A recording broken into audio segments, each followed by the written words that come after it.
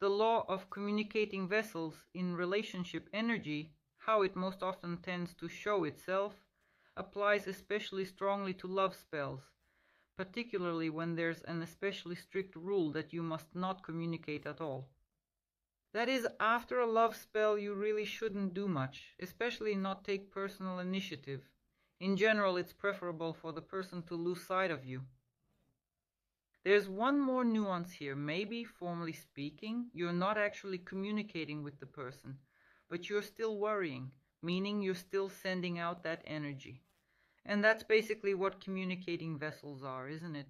Instead of trying at least, I'm not saying 100%, to genuinely distract yourself from the situation, you start obsessively monitoring his social media, listening to all kinds of stories about where he was, who he was with. Some girlfriends pass things along to you. You're basically tearing your heart out.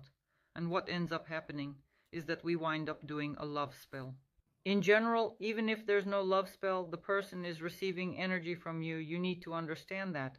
And if he's receiving energy from you, what does that lead to? The result is that he's solving his problems, meaning other women are really starting to like him.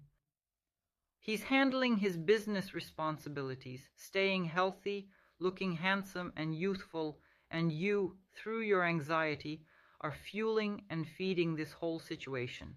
Where is he? Who's he with? What's he doing? If, well, about 90% of women who are in love, yes, still do this. Or they simply watch the ones who are in love. That's basically it. And there's this kind of paradox. It's actually you who are fueling it, stretching it out, and generally making the whole situation worse because you're still feeding him. But the moment he lost you, he'd been feeding off you, and then he suddenly lost you from that whole energetic environment, right? He'd come by, and each time he'd feed off you, then suddenly you're gone. That's when he'll start looking for you, because you were energy. He felt good, full, and buzzed. You admired him, you worried, you were jealous, and he was enjoying it. So if you take that pleasure away from him, he'll get back on the trail again. Yes, a love spell will intensify it. Some people have a love spell, some don't.